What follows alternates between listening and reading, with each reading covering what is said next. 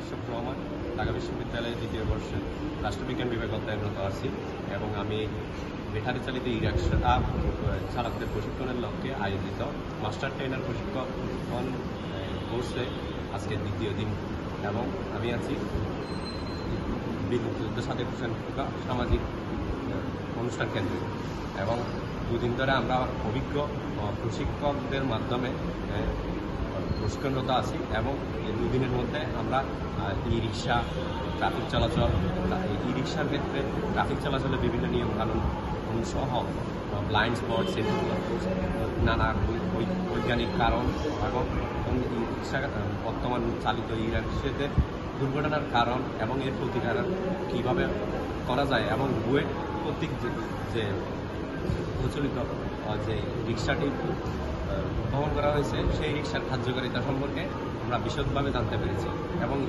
ই রিক্সা চালকদের এবং তাদেরকে কীভাবে ট্রেনিংয়ের আওতায় আনা যায় এবং প্রশিক্ষণের মাধ্যমে তাদেরকে কীভাবে একজন দক্ষ চালক হিসেবে গড়ে তোলা যায় সেই প্রশিক্ষণ মূলত আমরা পাচ্ছি এবং পরবর্তীতে আমরা তাদেরকে এই প্রশিক্ষণ নিজেদের একটি আহরিত জ্ঞান তাদেরকে প্রদানের মাধ্যমে একটি জনসেবামূলক কাজে আমরা ভূমিকা রাখতে পারবো বলে আশা করি।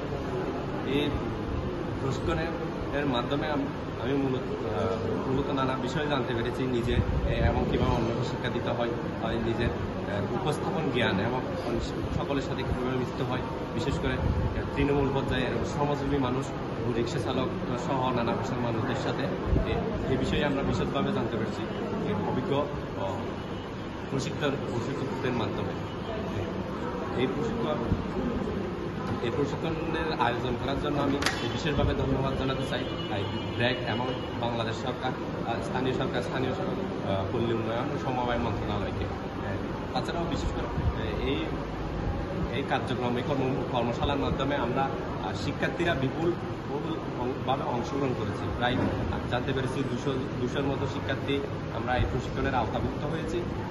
একটি নির্ভরযোগ্য ভাইবা প্রক্রিয়ার মাধ্যমে আমরা নির্বাচিত হয়েছি এবং একটি কর্মশালার মাধ্যমে আমরা নানা বিষয় একটা কর্মমুখী শিক্ষা জ্ঞান অর্জন করতে পারছি।